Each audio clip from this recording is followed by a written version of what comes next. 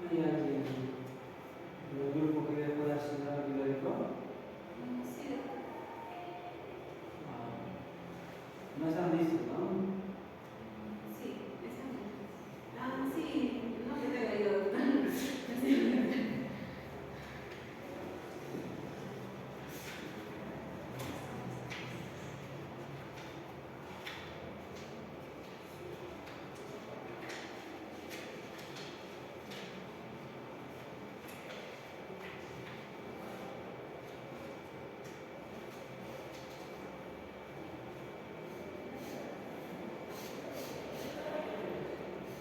Y el jueves se pondrá a accionar bilórico, ¿no?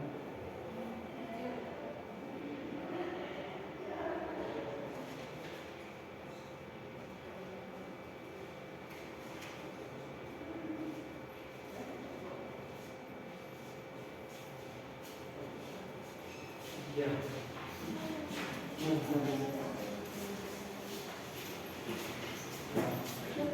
Hoy vamos a hablar sobre síndrome de obstrucción intestinal.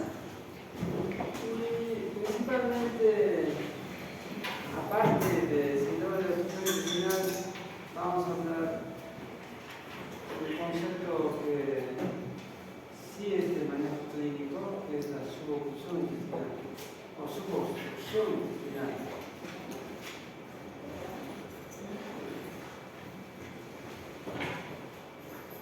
El síndrome de obstrucción intestinal es un síndrome quirúrgico, ¿no? En realidad. Y el síndrome atenuado, o sea, el síndrome que tiene algunos síntomas de obstrucción intestinal, pero que no llega a ser completamente obstrucción intestinal, o sea, una obstrucción parcial, a eso se denomina suboclusión intestinal. Pero vamos a hablar de lo que significa el síndrome de obstrucción intestinal primero. Hay un concepto que se llama ilio, ¿no? Que es, digamos, es similar es un concepto parecido a lo que es el síndrome de obstrucción intestinal. El ilio es la ausencia del tránsito intestinal, ¿no? La suspensión del tránsito intestinal, que puede ser y que se manifiesta clínicamente como un síndrome de obstrucción intestinal. Ahora, el ilio, que es una condición, una enfermedad, es un trastorno intestinal, puede ser de dos tipos.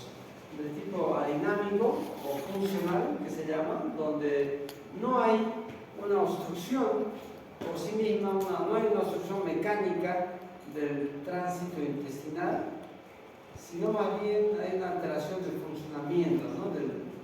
Hay una parálisis, digamos, y una ausencia de la motilidad del intestino delgado, ya sea por contracciones asincrónicas, no propulsivas, un estado espástico, o por ausencia de motilidad propiamente, que se denomina ilio paralítico. O sea, el ilio adinámico puede ser espástico o paralítico. Y un segundo tipo de ilio es el ilio mecánico obstructivo, que es propiamente el ilio que da todos los síntomas que conocemos como síndrome de obstrucción intestinal. Sin embargo, el ilio adinámico también da algunos síntomas del síndrome de obstrucción intestinal, pero principalmente, digamos, la mayoría de los síntomas del síndrome de obstrucción intestinal es dado en el ilio mecánico como obstructivo. Las etiologías son diversas. En el caso del ilio adinámico o obstrucción intestinal por problemas funcionales, hay varias causas. Dentro de ellas, las causas peritoneales, por ejemplo, hay ilios adinámicos con falta de motilidad intestinal en el postoperatorio inmediato, donde se hacen cirugías a nivel de intestino delgado o se hace cirugías amplias a nivel abdominal y produce un estado de parálisis, ¿no?, del intestino delgado y del colon.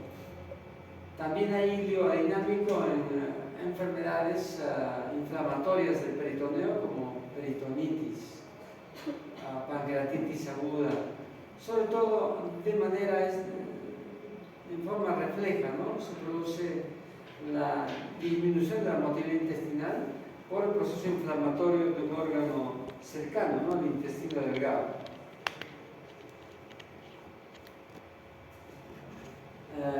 Hemorragias en la cavidad peritoneal que se denomina hemoperitoneo también cursa con ilio adinámico. La perforación de víscera hueca también, ¿no? En este caso sí se habla de un abdomen agudo quirúrgico, ¿no? La perforación de víscera hueca, el hemoperitoneo son problemas quirúrgicos y algunas peritonitis, sobre todo de tipo secundaria, son abdómenes agudos quirúrgicos, pero el resto son problemas médicos que se pueden manejar. Otra causa de ilio adinámico son problemas vasculares, como la obstrucción en algún tramo del sistema venoso intraabdominal, por ejemplo, obstrucción, la formación de un trombo a nivel de las venas mesentéricas produce un cuadro de trombosis mesentérica, ¿no?, que va a producir también síntomas de ilio adinámico y de obstrucción intestinal. Y ilios adinámicos de naturaleza refleja principalmente son, por ejemplo, el infarto agudo de miocardio, sobre todo en la cara inferior, cólicos biliares, cólicos ureterales, pueden producir una atonía y una parálisis temporal mientras ocurre el problema agudo del tránsito de la motilidad intestinal, que puede simular síntomas de obstrucción intestinal, pero síntomas obstructivos intestinales que normalmente mejoran, ¿no? Una vez resuelto la causa médica, mejora. Y los adinámicos también por traumatismos abdominales, traumatismos graves, mecanismos tóxicos también existen que producen ilio adinámico, como por ejemplo estados de septicemia, sepsis, una infección generalizada en cualquier órgano, síndromes urémicos, o sea, insuficiencia renal aguda, digamos, con acumulación de productos nitrogenados en el organismo, puede generar también síndrome obstructivo de tipo adinámico. Acetoacidosis diabética u otras cetoacidosis también. Hipercalcemias también pueden producir un estado adinámico del intestino que va a producir síntomas obstructivos, pero que se van a resolver una vez resuelto el problema que lo causó, excepto algunas causas puntuales que hemos dicho en los peritoneales.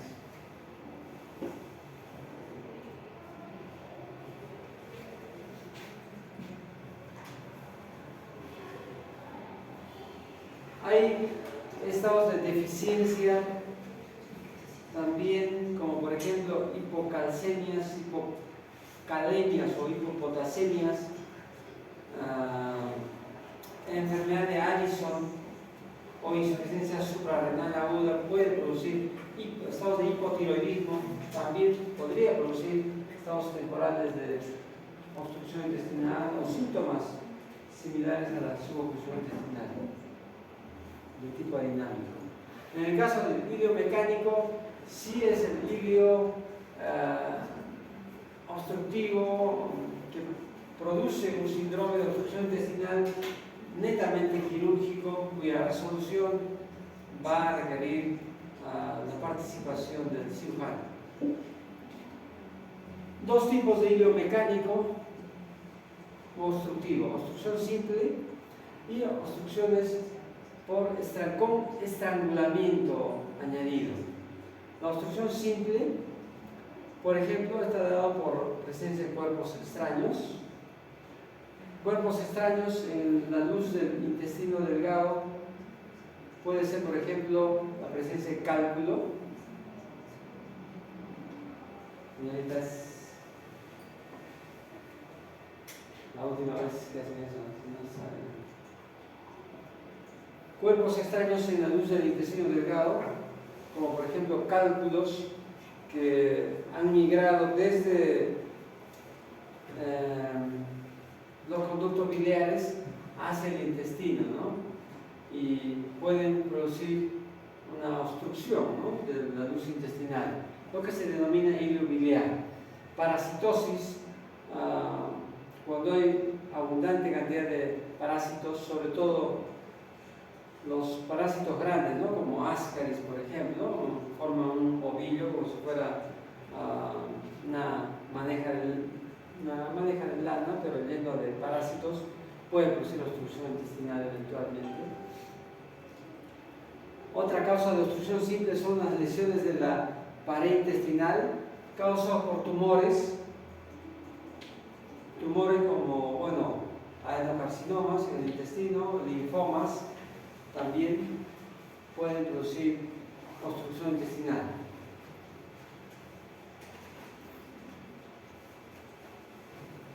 Incluso algunos trastornos inflamatorios, como por ejemplo la enfermedad de Crohn.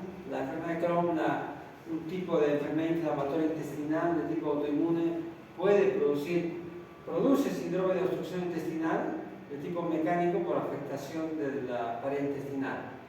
Enfermedades como tuberculosis intestinal también pueden producir obstrucción del lumen intestinal por afectación de la pared intestinal. Enfermedades raras, algunas micosis sistémicas, si comprometen el intestino, pueden producir también obstrucción intestinal. Y una tercera causa de obstrucción simple son la compresión extrínseca, producida por ejemplo por adenopatías o ganglios a nivel abdominal, que eventualmente cuando están en digamos, se han hipertrofiado demasiado, pueden comprimir el lumen intestinal. O tumores extraintestinales de otros órganos en la cavidad abdominal, eventualmente también podrían producir por crecimiento y por invasión de las neoplasias malignas, pueden comprometer y comprimir el intestino delgado o grueso. El segundo tipo de ilio mecánico es el que se produce, el que se denomina obstrucción por estrangulamiento. En este tipo de obstrucción mecánica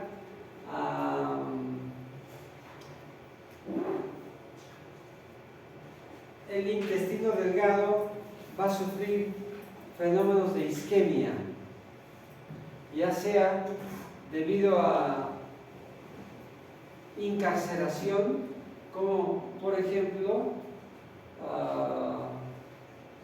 cuando una hernia, cuando un asa intestinal se mete a un saco herniario y se dobla sobre su eje, entonces empieza a producirse necrosis y a estrangularse esa asa intestinal, condicionando no solo problemas de obstrucción intestinal, sino también fenómenos de isquemia y fácilmente complicaciones como peritonitis, perforación. Las bridas y adherencias también es una causa frecuente de ilio obstructivo al haber cicatrizaciones, tejido colágeno a nivel del peritoneo visceral, que puede, del peritoneo parietal, mejor dicho, que puede estrangular eventualmente asas intestinales y producir un síndrome de obstrucción intestinal por estrangulamiento.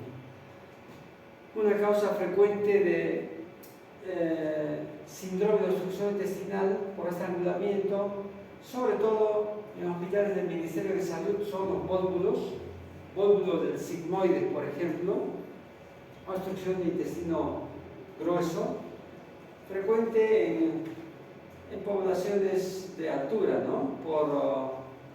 por el megacolon asociado a la altura y a las dietas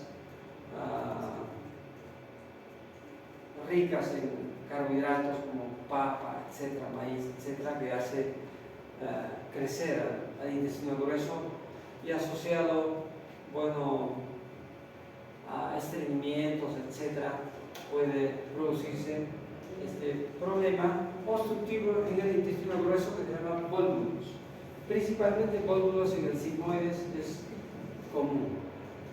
Y las intuscepciones es cuando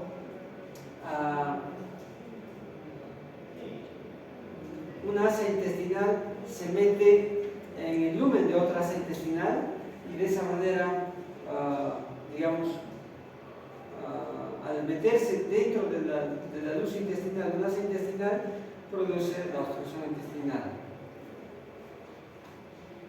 El síndrome de obstrucción intestinal.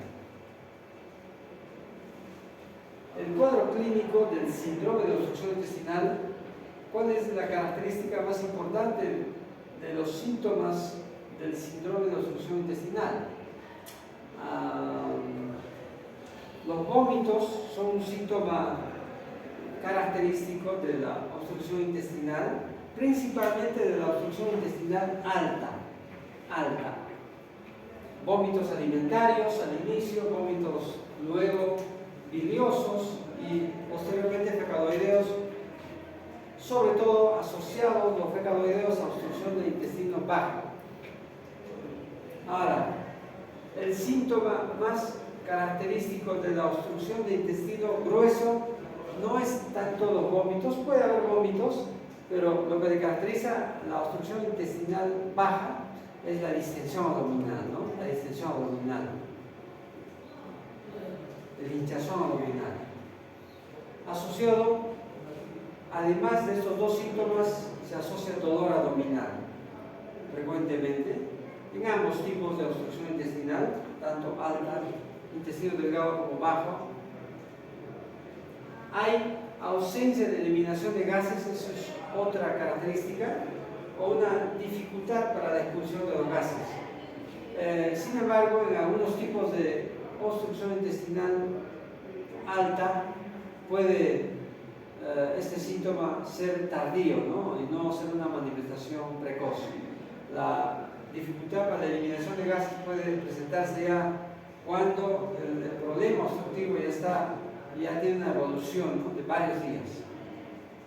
En el intestino grueso sí es más precoz el síntoma de dificultad para expulsión de gases y dificultad para expulsión de la defecación. En algunos obstrucciones, en algunas patologías obstructivas del intestino delgado, a veces el cuadro clínico cursa con vómitos, con dolor abdominal y cursa con episodios de diarrea, que puede simular un cuadro inicialmente de infección intestinal, pero es, digamos, puede ser el inicio de un cuadro de obstrucción intestinal alta del intestino delgado.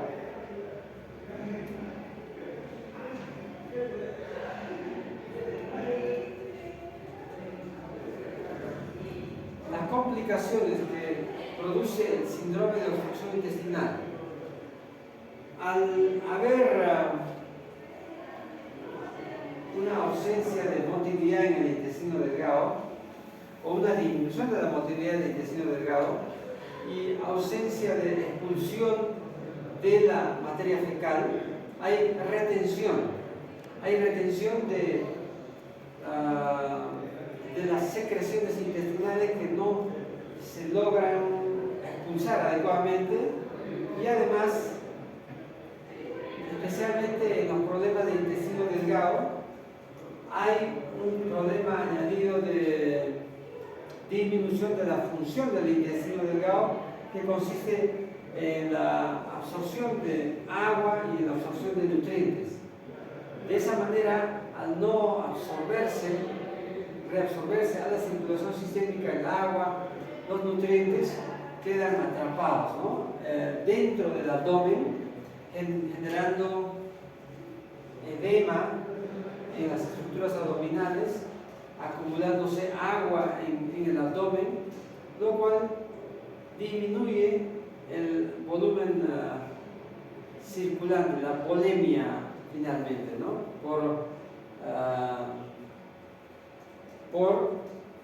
Porque el líquido, digamos, hay mayor acumulación de líquido intersticial a nivel de la cavidad abdominal, en desmedro del volumen circulante sanguíneo. Entonces, se va a producir por este hecho, por acumulación de agua en el intersticio, problemas de hipovolemia que finalmente se van a manifestar como síntomas de deshidratación. Además,